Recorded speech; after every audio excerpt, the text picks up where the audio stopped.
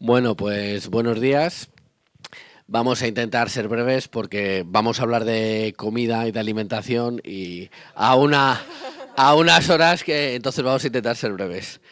Em, en Izquierda Unida considerábamos que era fundamental traer a debate el día de hoy no solo el tema de la vivienda, que es una problemática que llevamos hablando pues muchos meses, sino también la problemática que estamos teniendo con el incremento del precio de la cesta de la compra.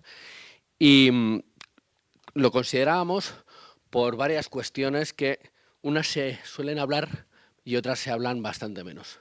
Primero, porque la alimentación es un derecho, algo que esto no se suele hablar mucho de ello, como ocurre también con la vivienda. Se habla de que la educación es un derecho, la salud, la sanidad es un derecho, pero no tanto de la alimentación. Bueno, pues una alimentación adecuada es un derecho, es un derecho de los más básicos y fundamentales. Diría que junto con el agua potable y un aire de calidad son derechos de condición indispensables para poder llevar una vida a cabo digna como persona y que sin ellos no puedes desarrollar otros derechos como estábamos hablando. Pero es que esto no solo lo dice Carlos Serrano, lo dice Izquierda Unida, sino que el derecho a la alimentación lo reconocen varios tratados internacionales y además los derechos humanos también, ¿vale? Pero hay otro segundo elemento por lo que nos parecía importante hablar hoy del precio de la cesta de la compra. Porque la alimentación es el segundo gran gasto de las familias de clase trabajadora por detrás de la vivienda y de la electricidad, el gas y los insumos. Representa aproximadamente, luego Carlos Sánchez Mato seguro que nos da algún dato más, una pincelada más, pero representa aproximadamente el 15,8%, el 16% del gasto total de una familia. Con lo cual es bastante importante. Y tercero, porque la escalada de precios en los últimos años ha sido absolutamente excesiva. En 2025, si bien el precio de los alimentos ha subido en general un 3%, si ponemos la lupa y el detalle, alimentos como la carne ha subido un 12%, algunos productos de la carne, como por ejemplo de la carne de ternera, como la carne picada o la carne estofada, ha subido hasta un 25%, algo increíble. Los huevos, que hablaba antes Juan Gascón, estamos hablando de un incremento del 20, el 30% y algunas categorías del huevo hasta incluso el 50% en un solo año, que es la proteína animal más barata y a la que acceden las personas de clase trabajadora con menos recursos. Pero también ha subido el pescado, ha subido la fruta un 4%. Y si esa mirada, en vez de hacerla desde este año, ampliamos un poco más, hasta desde el 2019, antes de la pandemia, hasta ahora, estamos hablando de subidas mucho más generalizadas. Un 34% en la lista general del precio de los alimentos. Alimentos como la carne, la mantequilla, el pescado, 20-30%, pero es que algunos alimentos como el aceite de oliva han subido incluso, o el café, el cacao, han subido incluso el 80% del precio. El aceite de oliva, que en este país es un alimento base fundamental de la dieta mediterránea, ¿vale? Al que todas las clases trabajadoras en Andalucía tenían acceso, en Castilla tenían acceso a él. Entonces es un problema realmente muy preocupante. Pero es que además se da un mecanismo todavía más cruel, porque lo que estaban haciendo las personas de clase trabajadora era, bueno, no tenemos dinero para comprar una serie de productos, nos vamos a otra serie de productos más baratos. Y sí, esto con unas consecuencias de pérdida de salud y de consumir alimentos de peor calidad. Pero es que lo que está pasando ahora es que está subiendo el precio más en los alimentos más baratos que los alimentos de alta gama, gourmet o de lujo. En los últimos 4 o 5 años los precios más baratos han subido un 37%, mientras que los precios de los alimentos de alta gama han subido en torno a un 22-23%. O sea, es un drama que afecta fundamentalmente a las personas de clase trabajadora, las personas más vulnerables de la clase trabajadora especialmente. No me voy a entretener más, voy a presentar a mis compañeros y compañeras. Sí decir que el incremento del precio de la compra tiene responsables. Ahora los hablaremos a lo largo de la mesa. Tiene responsables la mercantilización de un derecho como la alimentación, pero también tiene soluciones a corto, a medio y a largo plazo. Y en Izquierda Unida tenemos muchas propuestas que vamos a aportar y que creemos que mejorarían este gran problema. Sin más, voy a presentar a Iria Costello, que es Iria Costello, veterinaria de profesión y miembro de la cooperativa del supermercado cooperativo Biolibere. Nos va a hablar de propuestas concretas de la alimentación. Carlos Sánchez Mato, muchos de vosotros y vosotras lo conocéis, es economista, fue concejal en el Ayuntamiento de Madrid y es el responsable programático de Izquierda Unida. Y luego, aunque todavía no está, que va a llegar, pero es que venía de trabajar precisamente en Segovia, va a venir también María Sánchez, que fue concejala en el Ayuntamiento de Valladolid, ya lo ha dicho Rocío, llevó la Concejalía de Medio Ambiente y en concreto hizo una apuesta muy importante por la estrategia alimentaria de la ciudad de Valladolid, que hizo bastantes cuestiones muy interesantes que ella os describirá. Sin más, paso el micrófono a Carlos Sánchez Mato, que nos dará una visión general de la problemática y de los datos. Y bueno, continuamos. Muchas gracias. Gracias, tocayo, y gracias a la organización, gracias a Eva, que me hizo un hueco aquí, aún existiendo un nivel muy importante en todas las personas que han intervenido y que han hecho algo que yo creo que es fundamental, y lo decía el propio Antonio Madillo en su intervención en el acto central. Se trata de hacer o de dar propuesta política contraintuitiva y sobre todo de formular y dar motivos para la esperanza. Es decir, de poco sirve que yo os describa ahora una situación que ya sabéis dramática y que yo le puedo poner algún contexto, algún número, pero eso inhabilita cualquier tipo de acción si no proponemos soluciones viables y posibles. Y empiezo por ahí, no por describir las soluciones, ¿vale?, pero sí por decir y quitar el miedo a la gente, que es perfectamente posible que exista en el sistema en el que vivimos, incluso en el sistema en el que vivimos, cestas de la compra asequibles y que no haya dominio o posición de dominio de mercado de los oligopolios de la alimentación. Claro que es posible, claro que es posible. Lo que ocurre es que, lógicamente, bueno, pues no forma parte de la agenda política de los que llevan esas responsabilidades en los gobiernos, en este caso del turnismo del régimen del 78. Pero básicamente cuento spoiler del final de la intervención. Claro que es posible.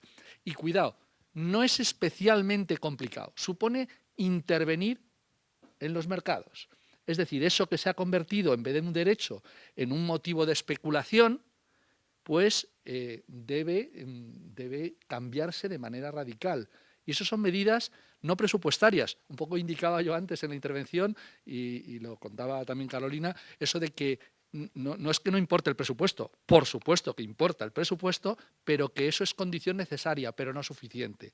Hay medidas normativas que, por ejemplo, un gobierno sin presupuestos podría llevar a cabo también para mejorar el acceso a la vivienda como derecho y, por descontado, para que la cesta de la compra no fuera un elemento atravesado por la clase como lo es en el momento actual. ¿Y por qué? Bueno, pues permitidme brevemente descubriros algo que aquí creo que nadie va a ver como novedad. Y es que la inflación que se ha producido en esta última etapa es una inflación que tiene unas características muy concretas, pero de la que no se os hablará en los grandes medios de comunicación de masa y que no supondrá, diríamos, elemento central de los debates. La inflación, cuando se habla de ella, es normalmente acusada por parte de los grandes medios y de la economía ortodoxa un fenómeno monetarista. ¿Qué dice Sánchez Mato? A ver, me refiero a un fenómeno que podemos acusar a los bancos centrales o a que los salarios han subido mucho. Entonces sí os hablarán de la inflación en cuanto a su origen, pero esta inflación no ha sido de ese tipo, ni otras ocasiones históricas es debido a esa situación. No es que los salarios hayan subido demasiado, no es que habría demasiado dinero en circulación, no, no. ¿De dónde surge esta inflación? ¿Alguien lo sabría decir? Sin ánimo de abrir, para que seguro que lo sabríais todos y todas, los márgenes empresariales se han multiplicado. Y hay evidencia de ello a nivel mundial y también a nivel del Estado español. Es decir, se han producido situaciones que llamamos los economistas y las economistas de oferta. Es decir, el problema no ha sido que la gente peleara a tope porque no había vivienda o porque no había suficiente aceite. Claro que hubo una cosecha, un par de cosechas negativas en el aceite, pero el problema no era la falta de suministro. El problema ni siquiera es la falta de huevos ni la falta de ganado porcino, a pesar de que existe una enfermedad. Eso es una gran oportunidad para quienes especulan. Y amigas, amigos, compañeros, compañeras, camaradas, es que a nivel mundial, es que 20 empresas controlan el 20% de la producción agroalimentaria. 20 empresas el 20%. Eso los clásicos, los economistas clásicos, a los cuales alude la derecha económica y política en este país, dirían: ¡qué escándalo! Hay que intervenir. Esto no es un mercado, es un fallo del mercado. 20 empresas, el 20%. ¿Sabéis lo peor? Que la mayoría no sabemos ni el nombre de las empresas. Iba a decir, ni falta que hace, no pasa nada. Son nuestros enemigos de clase, pero que sepáis que detrás de los cereales o detrás de incluso, bueno, pues de cualquier alimento básico que comemos, normalmente va a estar una de estas 20 empresas. Claro, ¿cómo le ponemos el cascabel al gato a las 20 empresas, ¿no? Tiene su dificultad a nivel mundial, sobre todo actuando desde un Estado-nación. Pero en el Estado español, además, se complica la cosa con la distribución. Porque es que luego hay otros escalones, ¿vale? Bueno, antes de llegar a la distribución, permitidme. Claro, hay 20 empresas a nivel mundial que tienen el 20%, pero fijaros, menos del 1% de las empresas agroalimentarias en España, el 0,9% de las empresas que se dedican a la agroalimentación, controlan el 42% del volumen producido, de todo lo que nos encontramos en las estanterías del supermercado. Eso, los economistas clásicos se llevarían las manos a la cabeza y dirían: esto no es un mercado, esto es una cosa que venga, señor Estado, e intervenga. Es así. En la vivienda, no siendo exactamente, y no me voy a la vivienda, pero no siendo exactamente así el mercado inmobiliario que no queremos en el Estado español, existe una enorme concentración, no en los fondos buitre, pero sí en grandes propietarios, aunque no sean solo fondos buitre. Estamos ante fallos de mercado evidentes, es decir, fallos que obligan a la intervención. Porque claro, si tenemos que el 0,9% de las empresas, que son unas 250 en el Estado español, controlan un volumen tal de la producción, lo que haga el de la pescadería donde compra Juan, pues es complicado que pueda resolverlo, sobre todo cuando la distribución también tiene otro problema. Y es que 5 empresas, que esa sí que la suele conocer la gente, estamos hablando de Mercadona, bueno, ahora nos hablará, iría mejor a lo mejor de eso, pero Mercadona, Día, Carrefour, Eroski y Alcampo, tienen el 60% de la distribución. Otra situación que haría escandalizarse a Dan Smith, diciendo: pero es que esto no es un mercado, porque para que haya competencia perfecta, pues tienen que darse condiciones que en estos casos en ninguno de los tres se dan, ni a nivel mundial, ni a nivel de la producción agropecuaria y agroalimentación en el Estado español, ni tampoco a nivel de la distribución. Con lo cual tendríamos la receta perfecta en los libros de texto de la economía ortodoxa, no de la heterodoxa, no de los comunistas y las comunistas que venimos a querer intervenir. Es que Adam Smith diría: intervengan, porque no hay mercado, o no hay mercado sano y justo. Añadamos otro factor muy importante que afecta a los precios, que son los procesos especulativos. Los procesos especulativos que han convertido, igual que la vivienda, la han convertido en un activo, han convertido los alimentos en un activo. Eso no es de los últimos 5 años. El proceso inflacionario último sí es más reciente y tiene que ver con un arranque que ni siquiera fue los alimentos, fue la energía. Y no intervinimos a tiempo.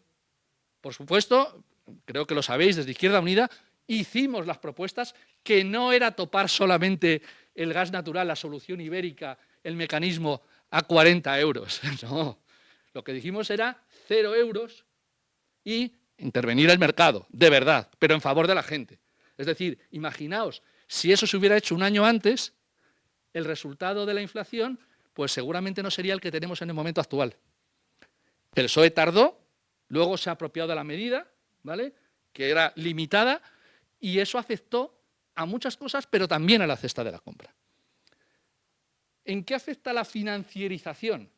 En convertir en activos cosas que son derechos, elementos que son derechos, que son fundamentales para nuestra vida. Convertirlo en activos quiere decir que se especula con ellos.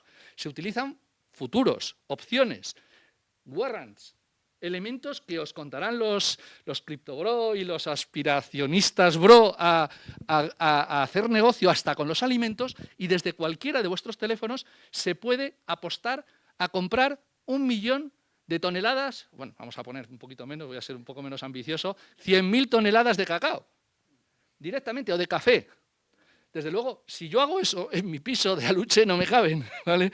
Pero puedo hacer un gran negocio porque lo que hago es comprar un derecho que no voy a ejercer, a tener esas toneladas de cacao, pero impactan en el precio y eso afecta al productor.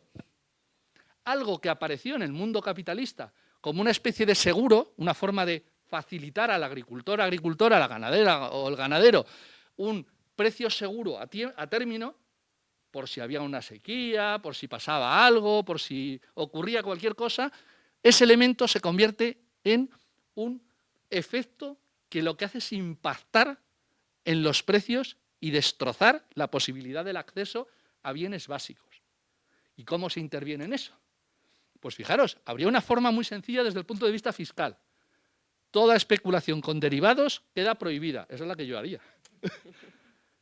Bueno, joder, Carlos, vas demasiado lejos. Bueno, pues vamos a poner la tributación adecuada sobre los derivados.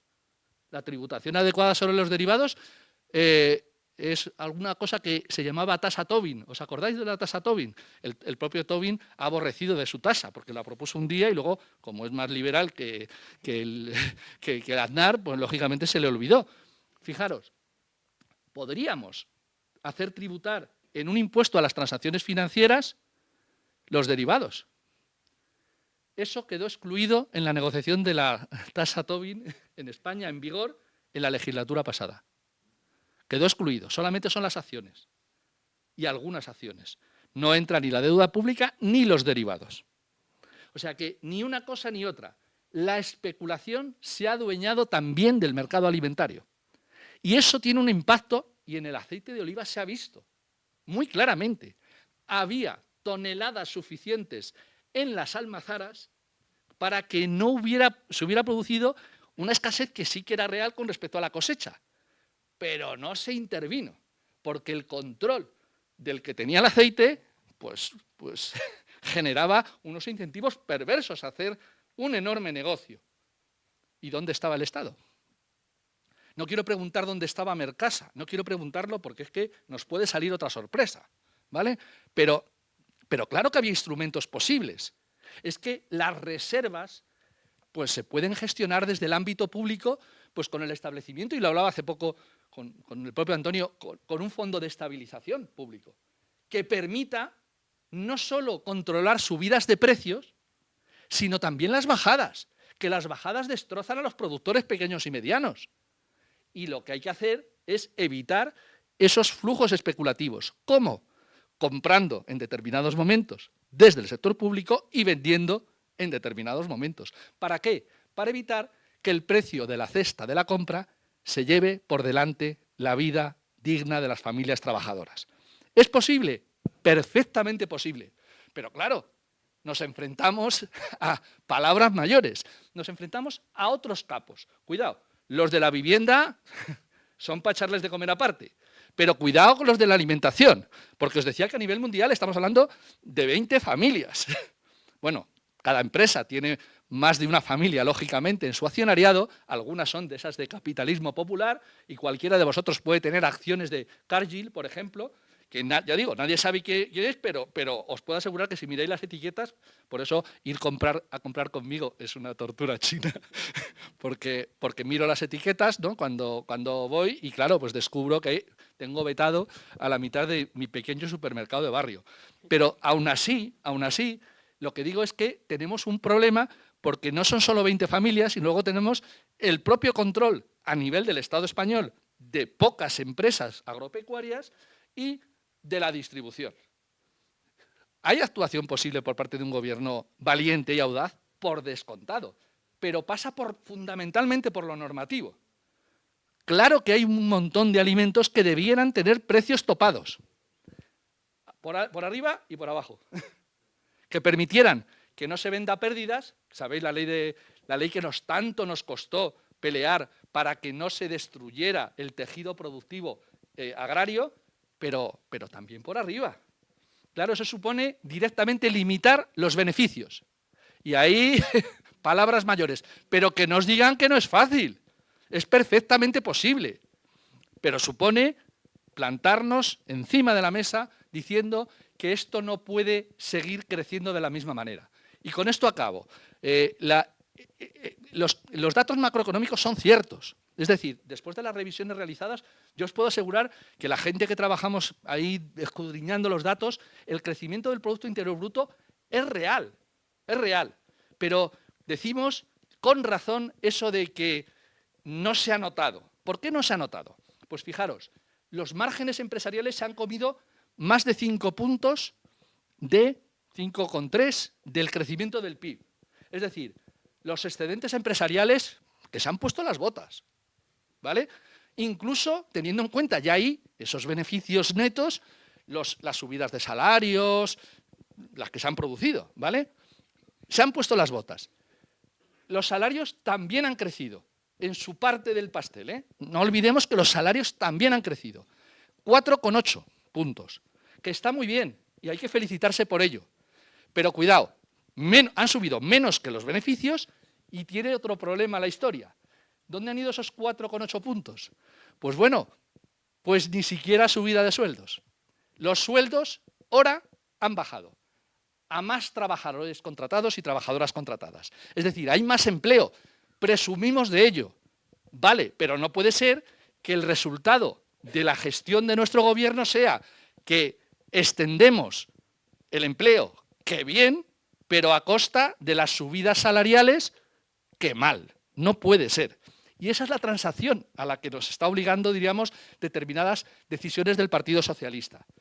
Decía que acababa con ello, pero una pequeña perla.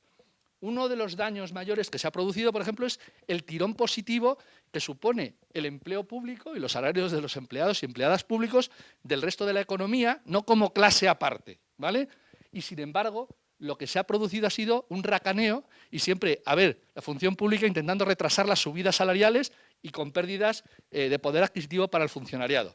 Bueno, pues eso también ha restado y eso estaba en manos del gobierno. Bien por parte del gobierno de coalición, el que en la reforma laboral de 2021 pues, tenemos una facilitación de la negociación colectiva. Es decir, la negociación colectiva ha mejorado y, de hecho, se han recuperado 5 puntos de los 8 que se han perdido en los 2 últimos años por subidas salariales de convenio por encima, diríamos, de la inflación en estos años. Pero ya en estos 3 trimestres de 2025 volvemos a palmar. Datos de enero a septiembre. 2,8 ha crecido la inflación. Esa es la estimación que vamos a tener para final de año prácticamente, 2,8. Los salarios de convenio han crecido un 2,3. Y además tenemos otro problema, y es que hay mucha gente, mucha clase trabajadora, todavía, por desgracia, que no tiene un convenio colectivo. Es decir, que está más jodida que esa situación. con lo cual, con subidas del IPC muy interesadas desde el punto de vista de la clase dominante empresarial, pues no lo tenemos nada bien para poder llegar a una situación de que con la misma receta funcionen las cosas. Hace falta audacia. Y, bueno, pues en la presentación de los datos de macroeconómicos, que seguramente mañana hará un repaso, o no sé cuándo sale Pedro Sánchez a hablar, o el lunes, a hablar del repaso del año, presumirá muchos de esos datos. Pero, claro, la gente no come de reducción del déficit por encima de lo que nos exige la Unión Europea. La gente no come de eso. Y, sin embargo, estas medidas audaces, pues bueno, yo creo que puede haber un Congreso, incluso siendo mayoritariamente de derechas, que podría sacar adelante medidas de intervención, ya digo, al estilo de Adam Smith, que si mi padre Carlos Marx me oyera, me mataba aquí mismo. Pero entendedme, es que no puede ser que funcione de esta manera sin que nuestra presencia institucional haga que se visualice estas soluciones sencillas, muy sencillas, desde el punto de vista técnico, complejísimas porque tocan el ADN del sistema. Pero por eso precisamente nos felicito como organización y felicito a quienes desde la dirección habéis impulsado este tipo de jornadas, además de que sean aquí una maravilla, pero que se hable de estas cosas del comer señalando que hay solución y hay esperanza para la clase trabajadora, pero lógicamente interviniendo y no simplemente escondiéndonos detrás de los matojos para que no se nos vea. Gracias.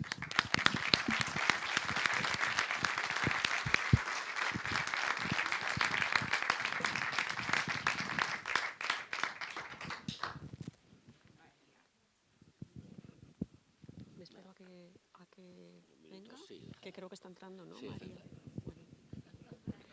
Hola. Hola, María. Hola, perdona. Nada. Bueno, pues mientras se sienta María, bueno, muchas gracias por habernos invitado al supermercado a participar en este acto. Eva, muchas gracias por acordarte de nosotras, que para nosotras es una oportunidad de oro para poder contar un poco lo que estamos haciendo y aportar algo a esta mesa. Ojalá que sirva. Bueno, yo estoy un poco nerviosa y un poco abrumada porque veo a mucha gente que podéis hablar sin mirar notas ni nada. Yo me he traído como unas notas para poder seguir un orden, porque quiero contar muchas cosas y no quiero que se me olvide nada, y como estoy muy emocionada es posible que se me olvide. Entonces, si me lo permitís, voy a ir mirando la libreta. Y os voy a contar un poco una introducción al planteamiento que tenemos en el supermercado, que está en Getafe, ahora lo comentaré. Os voy a contar qué es el supermercado, os voy a hablar de una propuesta de política pública en la que confiamos en el supermercado, y concretamente de un proyecto piloto que hemos iniciado ahora en noviembre, bueno, aunque lleva gestándose mucho tiempo, pero que ha empezado a concretarse en noviembre. Entonces, como parte introductoria, que un poco ya se ha comentado, a día de hoy tenemos a mucha gente que no puede comer bien, fundamentalmente por una situación de dificultad económica. No come bien, no elige desde luego lo que come y ni se puede plantear hacer un cambio en su dieta a una alimentación más sostenible o más saludable, fundamentalmente por un motivo económico. Al mismo tiempo y de manera paralela tenemos una situación, un tejido productivo en este país compuesto por muchas pequeñas y medianas explotaciones agrarias, agrícolas y ganaderas, que no se pueden plantear tampoco llevar a cabo una transición ecológica y que en muchos casos están desapareciendo en favor de otras explotaciones más grandes que aplican modelos de producción mucho más intensificados y dañinos con el territorio, con la vida, etc. ¿Por qué no se pueden plantear estas pequeñas y medianas explotaciones hacer una transición agroecológica? Bueno, pues porque producir de manera sostenible, igual que consumir de manera sostenible, tiene un coste. Y ese coste luego el mercado no se lo remunera.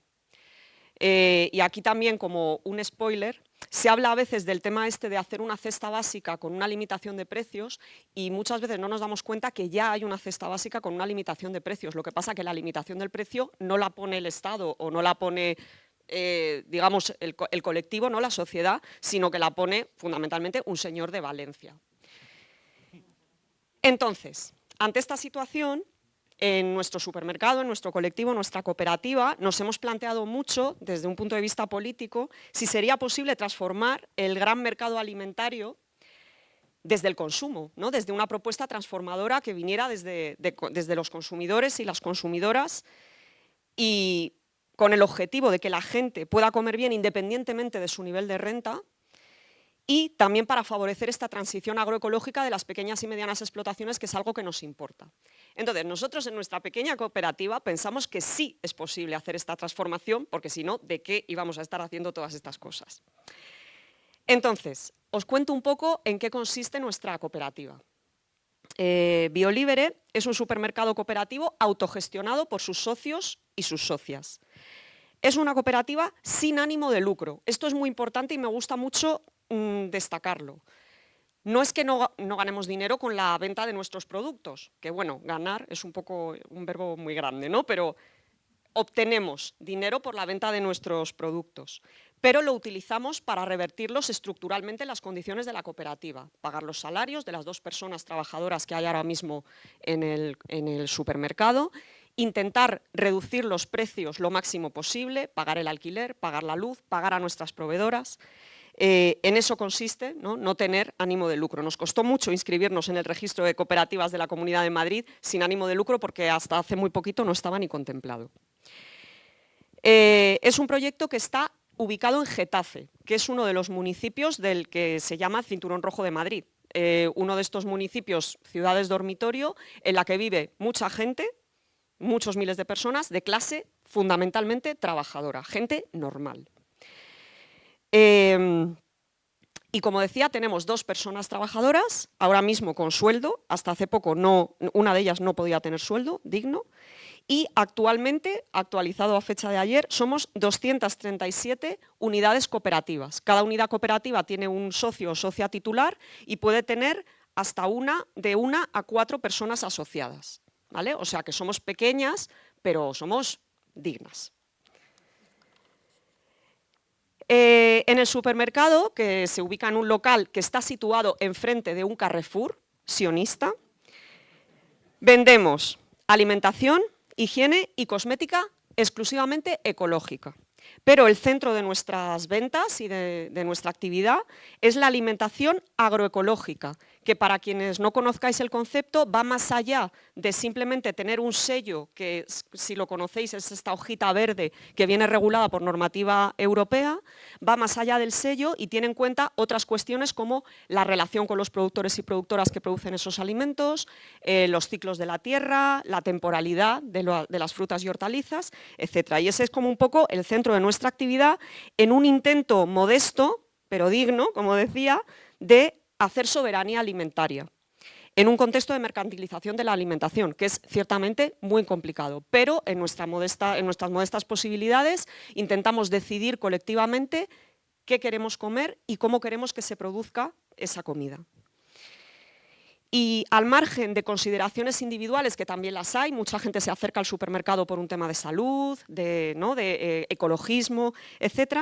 Tenemos como 2 grandes líneas de preocupación política que siempre han centrado un poco nuestra actividad desde 2014, que es, por un lado, que los proyectos que nos proveen los productores y las productoras puedan cobrar dignamente por su trabajo. Es un tema que preocupa no solamente a la gente que tiene cierta vinculación con el medio rural, que algunas y algunos lo tenemos, sino también a gente que es profundamente urbana, ¿no?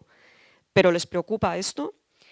Y también somos muy conscientes de dónde nos ubicamos y nos preocupa mucho que nuestros vecinos y vecinas puedan también comer dignamente y alimentarse de manera saludable y sostenible sin que el precio de los productos sea una barrera de acceso a este derecho, que lo hemos comentado. Todo el mundo puede comprar en la cooperativa, no es una cooperativa cerrada. Nosotros lo que hacemos es intentar, a través de nuestro trabajo cooperativo, de las cuotas que aportamos anuales, del capital que aportamos al capital social y sobre todo de nuestro trabajo cooperativo, que todo el mundo pueda acceder al consumo de estos alimentos. Y podemos, como presumir, entre comillas, de que tenemos unos precios bastante accesibles para las personas que consumimos y justos para los productores y productoras. Pero aún así, somos un proyecto precario. Aunque llevemos funcionando desde 2014, hemos atravesado muchísimas crisis y siempre estamos en la cuerda floja. Y aún así, a pesar de los alimentos de precios accesibles que tenemos, que en muchas ocasiones podemos mirar a la cara, incluso a ese señor de Valencia, en la fruta de temporada, podemos mirar a la cara con orgullo y nuestro producto es agroecológico, pero somos conscientes de que hay mucha gente que no puede acceder a estos precios, porque la alimentación ecológica tiene un coste. Entonces, con estas premisas, hemos llegado al conocimiento de una propuesta de política pública que es la seguridad social alimentaria. Así es como se está llamando a nivel europeo en todos los proyectos piloto, que son varios, que se están llevando a cabo actualmente. ¿Qué es la seguridad social alimentaria? Bueno, pues es una propuesta de política pública, una iniciativa que toma el nombre, ¿no?, intentando hacer una equiparación de la seguridad social médica.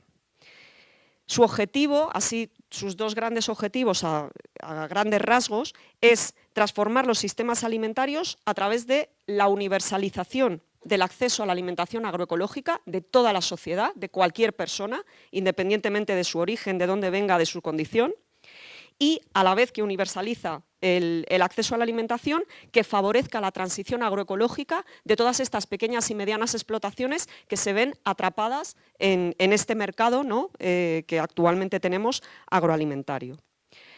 La propuesta, inicialmente, que nosotros tengamos conocimiento, nace en Francia, pero actualmente ya se están haciendo proyectos piloto, tanto en Francia como en Bélgica, como en Suiza, que tengamos conocimiento.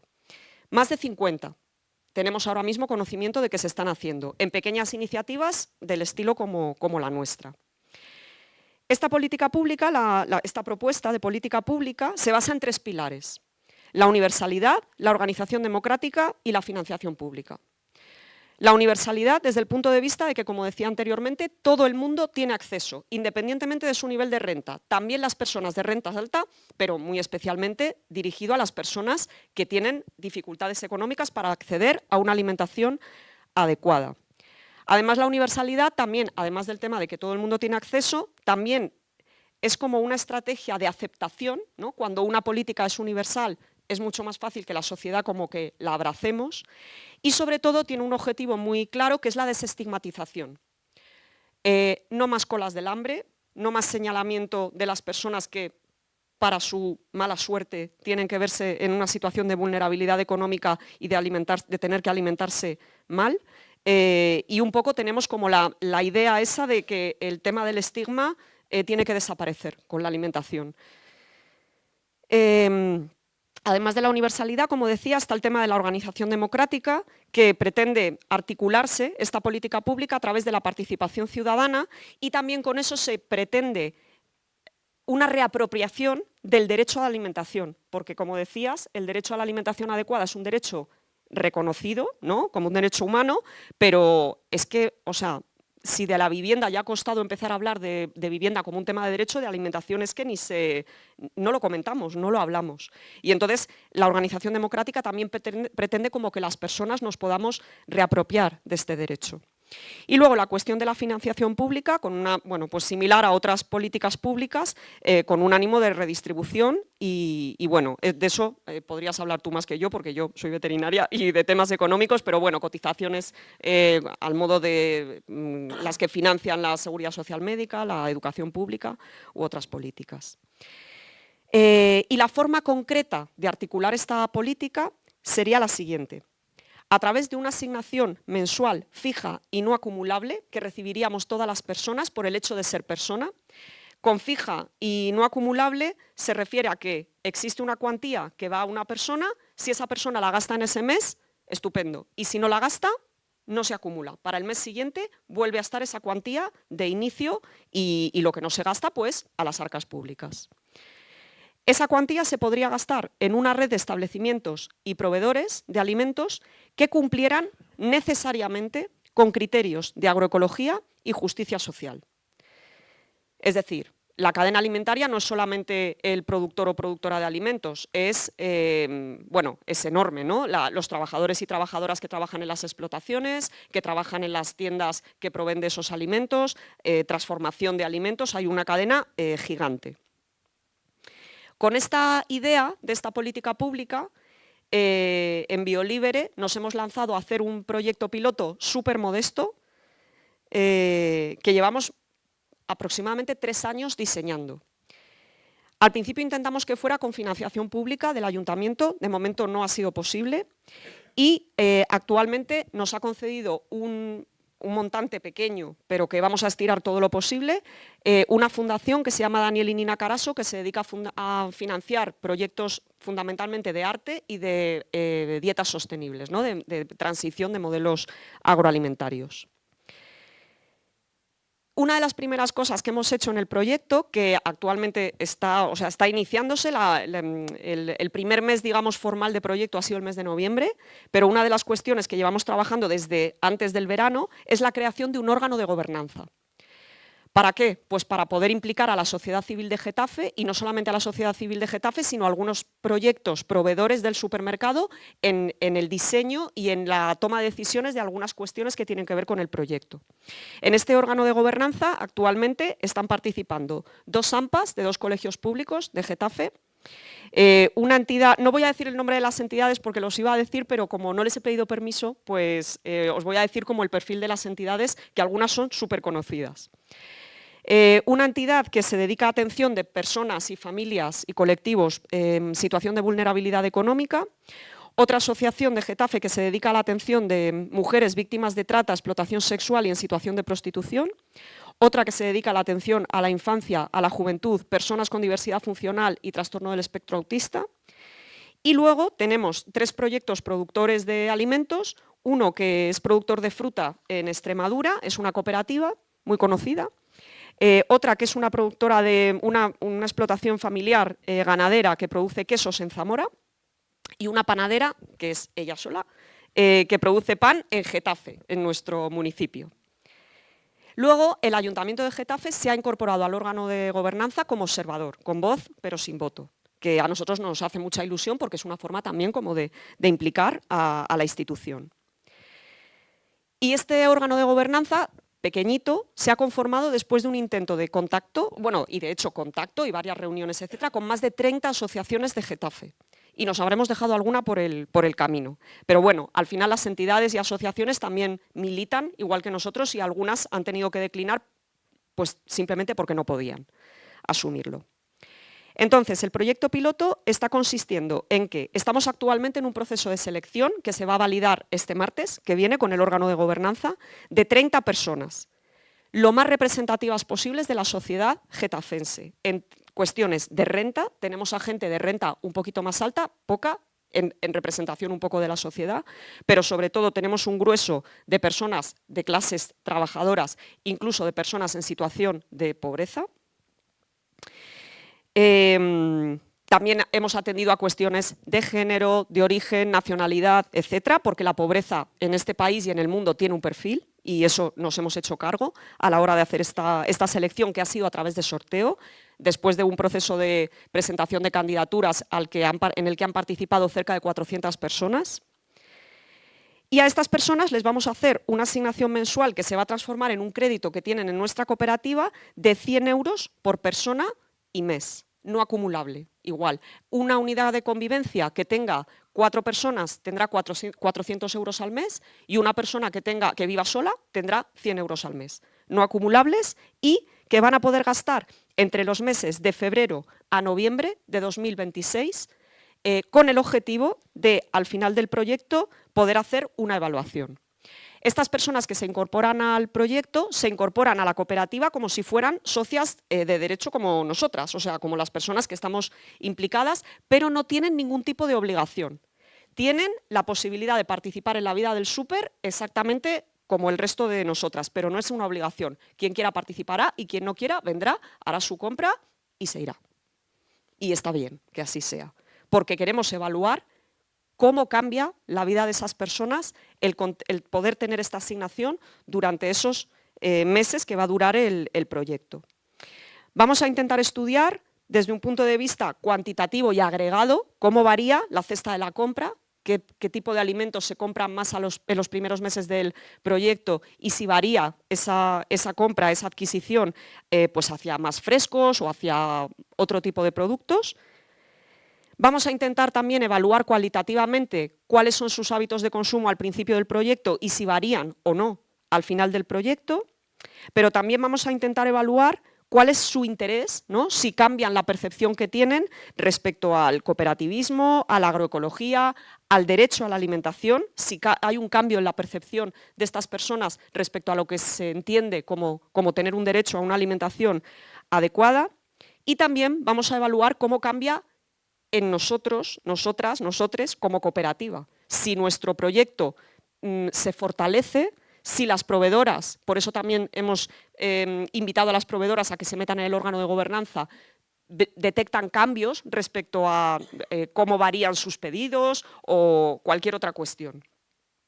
Queremos evaluar no solamente lo que tiene que ver con la alimentación, sino con lo que tiene que ver con entrar en un proyecto, ¿no?, que les acoge. Vamos a hacer sesiones de acogida, vamos a hacer charlas de todo tipo que tengan que ver con alimentación, pero también con cooperativismo y otro tipo de actividades. Y bueno, cuando estaba interviniendo Antonio, me he apuntado aquí una cosa que no tenía apuntada, que es el tema de la alegría.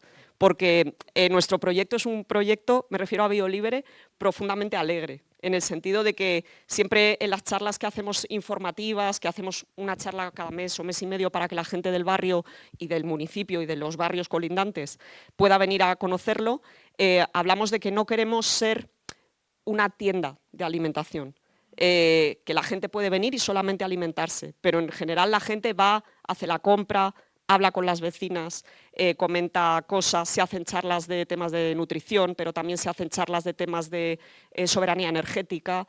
Y entonces, bueno, queremos también evaluar cómo cambia la percepción de las personas que se incorporan al proyecto en torno a esta idea, ¿no?, también de hacer alegría y de hacer política desde la alegría.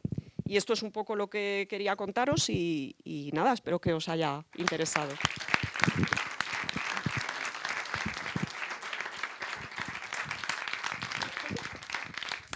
Bueno, muchas gracias, Iria, y muchísimas gracias por invitarme a participar en esta jornada. Lo primero, disculpas, tenía trabajo hoy en Segovia y aún así las compañeras han decidido que pudiera intervenir para cerrar prácticamente la jornada.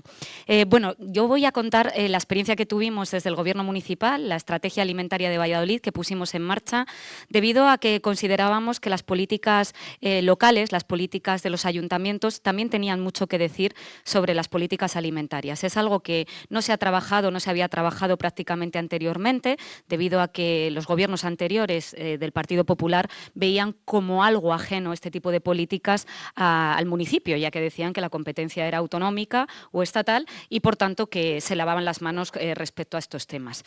La verdad es que nosotros gobernamos desde el año 2015 hasta el año 2023, como sabéis, y la verdad es que coincidió con el periodo en el que también tuvimos el Ministerio de Consumo en algunos momentos, ¿no? Y gracias a nuestro compañero Alberto Garzón, pues se pusieron encima de la mesa ciertas cuestiones que también pienso que no se habían puesto encima de la mesa desde la política institucional, pero también desde el punto de vista del debate público.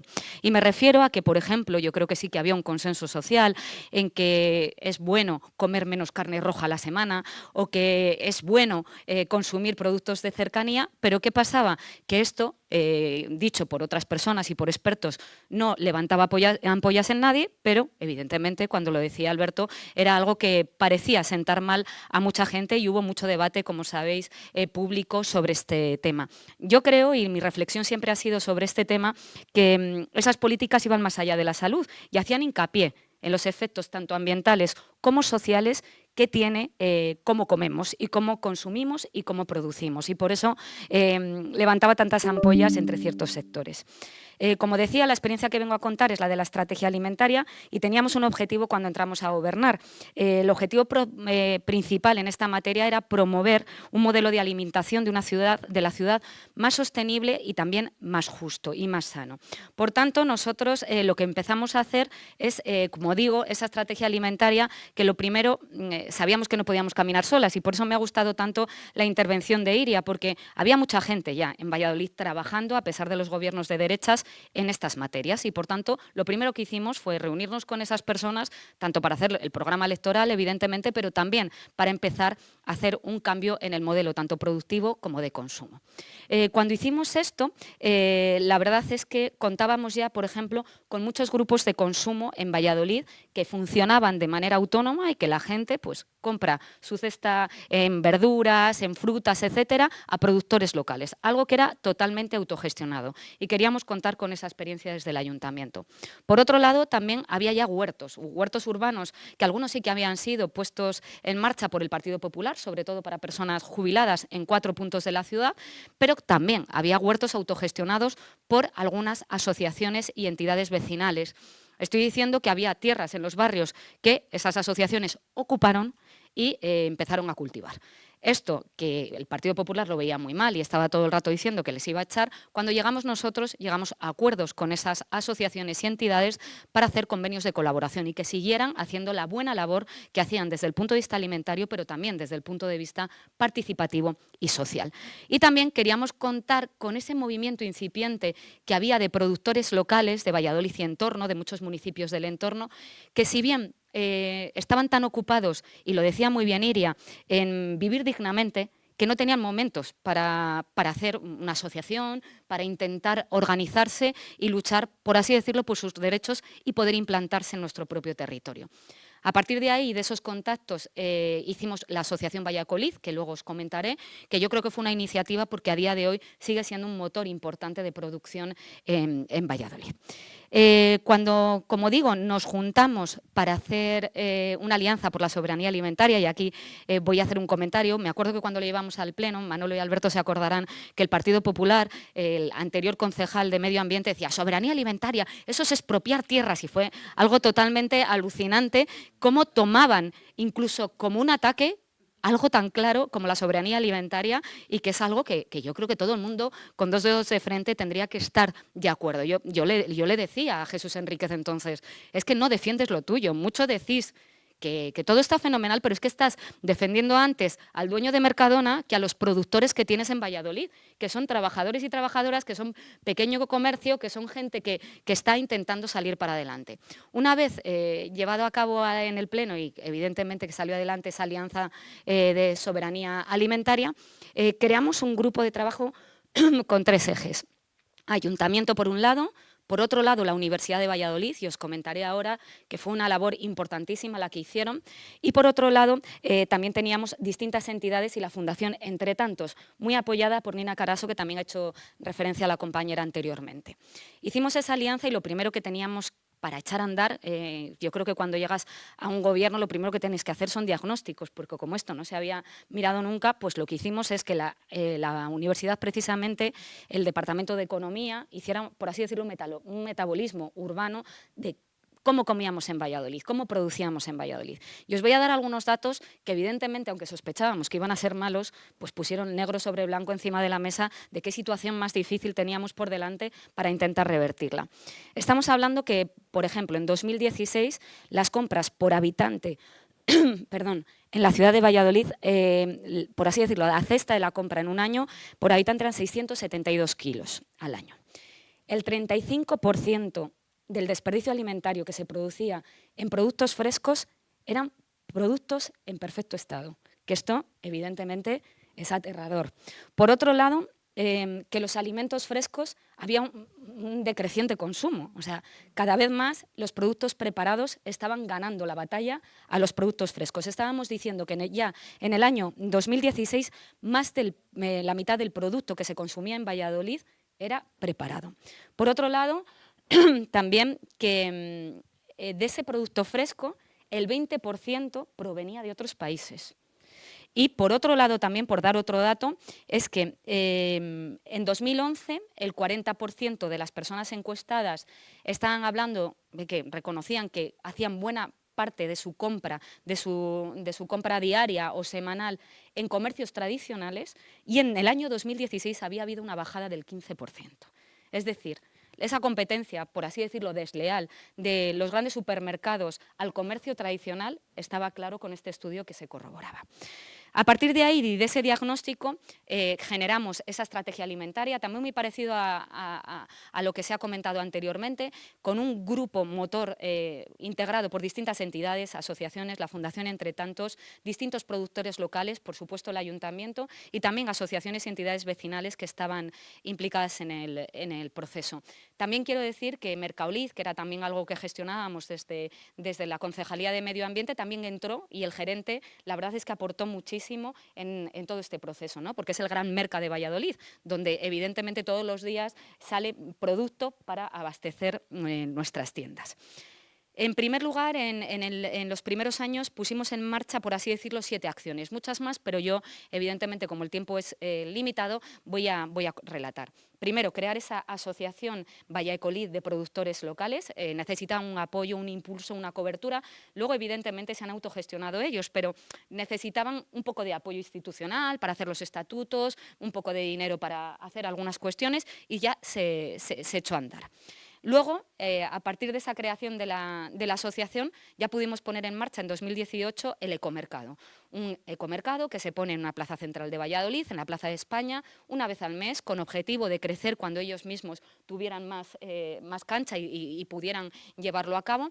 Y, evidentemente, empezó a funcionar bien. Lo que queríamos es que la gente también, porque yo creo que las personas que estamos aquí, las personas con las que estábamos trabajando en ese grupo motor, estamos concienciadas sobre la agricultura ecológica, sobre el comercio de proximidad, sobre el kilómetro cero, pero evidentemente la gente en Valladolid, si no es militante, pues mucha gente no sabía lo que era esto. Y por tanto, ponerlo en un lugar visible y dar esa publicidad para nosotras era muy importante. Cada vez más la gente pues tiene como costumbre ir a ese ecomercado y comprar producto fresco y de calidad.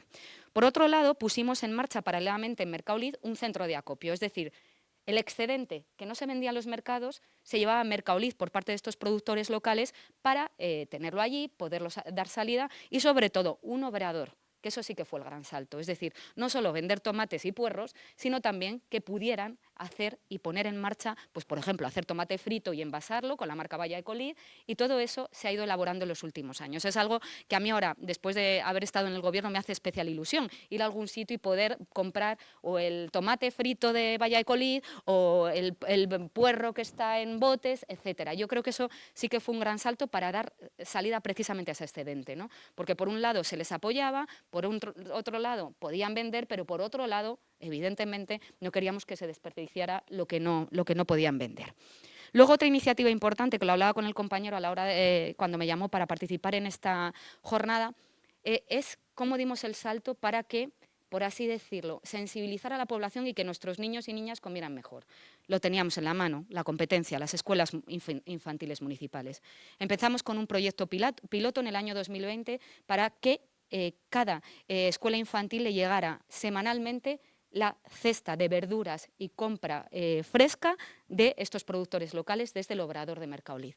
Es algo que estuvo muy bien porque nos permitió hacer una campaña de concienciación con las familias y decir, ¿por qué es más sano que los niños coman estos tomates que vienen de la huerta de Tudela? Porque es algo que fue una experiencia muy positiva, porque ya ahí llegábamos a otra gente también que no estaba concienciada, que eran los padres y madres, con la bandera de la salud de sus hijos. Y yo creo que eso fue un avance muy importante y después, en los próximos años, se pretendía dar el salto a todas las escuelas infantiles.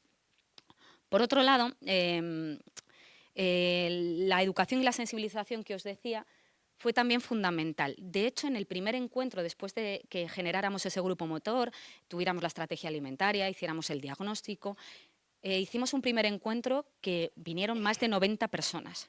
Gente de toda también Castilla y León que venía interesada por la estrategia. En Segovia, que también gobernábamos, se empezó también a realizar. Es decir, es algo que yo creo que empezamos a llevar por buen camino. Lo que pasa es que estos cambios no se ven tan claros de un día para otro como puede ser una municipalización del agua o de Nevasa, como fue en nuestro caso, que se veía claramente. Esto era un proceso de cambios y encima con la Junta de Castilla y León mirando para otro lado, no nos engañemos. No obstante, íbamos avanzando a paso lento, pero a paso seguro. Por otro lado, también hubo una experiencia muy importante, que fue formar parte de la red de ciudades por la agroecología. De hecho, ostentamos la vicepresidencia durante distintos años y la verdad es que aparte de todo lo que aprendimos, de las buenas prácticas que por así decirlo compartíamos entre los distintos municipios, que eran prácticamente todos los del cambio, la verdad es que la pandemia fue una gran ayuda. En esos momentos en los que estábamos gobernando y estábamos en casa a través de reuniones online, cuando la gente no podía ir a los huertos a recoger el producto, cuando la gente no podía casi prácticamente salir a comprar. Fue algo que nos apoyó muchísimo de unas ciudades a otras, ir compartiendo esas experiencias y viendo qué políticas públicas coordinadas con el Ministerio de Consumo podíamos llevar a cabo. Y yo lo recuerdo como una época estupenda y yo creo que para el Ministerio la verdad es que también yo creo que fue bueno tener esa cobertura de redes de ciudades allí y por supuesto a nosotros que contar con que el Ministerio, por así decirlo, fuera nuestro, ¿no? En ese sentido. Luego, por otro lado, teníamos cosas, evidentemente, la estrategia alimentaria que se quedaron en el tintero cuando perdimos las elecciones. Y voy a poner el ejemplo del Banco de Tierras, que ahí ya el Partido Popular y Vox sí que habría puesto el grito en el cielo, porque hicimos un proyecto en el cual veíamos que el 60% de las tierras no ocupadas eran cultivables. Entonces ya veíamos en cada esquina una lechuga. Lo cierto es que queríamos empezar a hacerlo en coordinación con la Concejalía de Urbanismo y el Plan General de Ordenación Urbana, que también teníamos esa suerte de tener las dos concejalías por parte de Valladolid, toma la palabra, para iniciar ese banco de tierras para que productores incipientes, gente que ya llevaba tiempo en ello o no, lo vieran como un modo de vida.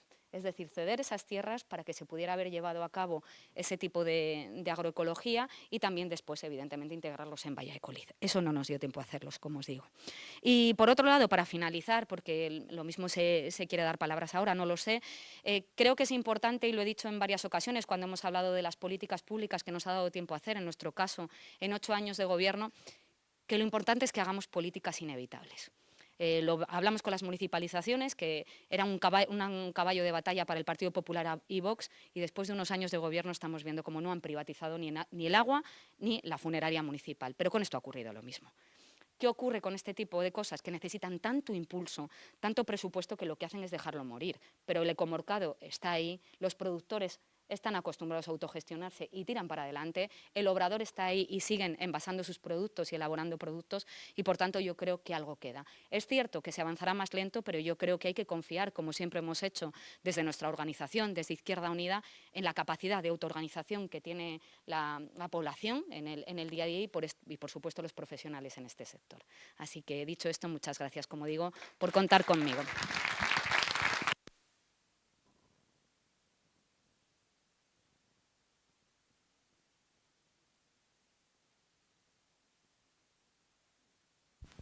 Muchas gracias, María. ¿Se me oye?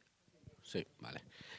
Bueno, pues resumiendo, vamos a intentar ser rápidos porque, insisto, ya es la hora de ir a comer, pero ligando algunas de las cuestiones que han salido a colación, el incremento de los precios de la cesta de la compra tiene responsables. Carlos ha mencionado unos cuantos. La especulación de los alimentos, la financiarización de los alimentos, que el capitalismo siempre utiliza las crisis. Después de la pandemia ha sido un momento claro y fundamental, pero también en la crisis del 2008 fue un momento muy importante para la subida de los precios. La concentración empresarial, has hablado de las 20 empresas que controlan la producción de alimentos. En concreto, los cereales son 5. Cargill, la has mencionado, que controlan el 70 u 80% de la producción de la alimentación. En España, la distribución, también has hablado de ello, Mercadona controla el 25% de la gran distribución de alimentos en los supermercados. Es una absoluta barbaridad. Pero hay otros elementos, también los has mencionado, que quiero señalar. Los beneficios extraordinarios de las empresas de alimentación.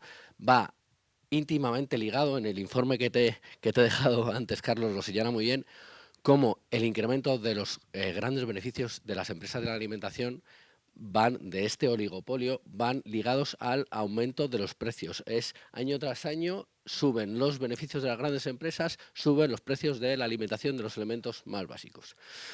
Y además, como es un oligopolio, ellos sí tienen estrategias para fijar los precios. Se ponen de acuerdo y suben los precios. Porque aquí sí que hay una planificación. El problema es que la planificación, quien la tiene, es en nuestra contra, es para generar más beneficios. También hay una serie de cuestiones y de estrategias que hacen las grandes corporaciones, como por ejemplo provocar carestía que no es real. Esto en Canarias, con el tema del plátano, tiene un nombre y todo. La pica, que es la destrucción del plátano de Canarias. En 2023 se destruyeron 28.000 toneladas de plátano porque había un miedo horroroso a que se bajaran los precios. En 2024 fueron 26.000 toneladas. Pero hay soluciones. Hemos mencionado varias. Está introducir impuestos a los beneficios extraordinarios de las grandes empresas de la alimentación. Está la creación de una cesta de la compra, también hemos hablado. Apoyo directo a los consumidores, has hablado de la seguridad social alimentaria y de la asignación fija, que me ha parecido muy interesante. Y luego hay uno que es, yo creo, más a medio plazo, pero que creo que es fundamental, que es la planificación democrática de los diferentes puntos de la cadena. De la producción, de la transformación, Xavi me aplaude porque esto lo hemos hablado, de la producción, de la transformación, de la logística, que en el siglo XXI es imprescindible, mirad Amazon, y de la distribución. La alimentación es un sector estratégico para el país. De hecho, es impresionante porque gente como María se avanzó. Ahora tenemos una estrategia nacional de alimentación en el 2025, gracias a que gente como María y otras personas avanzaron en los municipios. Hasta ahora no la teníamos. Es verdad que tiene algunos, por no decir muchos. De hecho, la planificación democrática de la producción no habla de ello. Pero bueno, la planificación democrática de la producción. El sector público tiene que tener un control de la producción de los alimentos básicos, de forma directa, es decir, teniendo la producción en sus manos, o de forma indirecta en apoyo a los productores pequeños, ecológicos, de producción de cercanía. Ese control lo tiene que tener para poder competir. La transformación. Hay alimentos que tienen que transformarse sí o sí. Las conservas, los bollos, las harinas, los cereales. Parte de esa transformación también tiene que estar en manos del Estado y de las administraciones públicas. La logística. Tenemos correos. Hay sistemas que podemos tener la distribución y la logística de los alimentos para que llegue a los supermercados y a las casas de las personas. Y luego la distribución. La cooperativa que has mencionado es una propuesta y una idea realmente bastante novedosa y realmente una propuesta bueno, pues que nos trae una solución fundamental. Y también supermercados públicos controlados por las administraciones públicas. Claro, si tenemos un supermercado público pero no tenemos el control de la producción, tenemos un problema. Pero si tenemos la producción, la transformación y la venta, podemos competir. Podemos competir incluso con esas 5 empresas o esas 20 empresas que controlan la producción de los alimentos. Entonces, la alimentación es un derecho, las administraciones públicas tienen la obligación de garantizarlo y la planificación democrática es una herramienta fundamental junto con propuestas concretas más a corto plazo para poder garantizarla. Muchas gracias y si ahora alguien quiere intervenir, ¿alguna pregunta?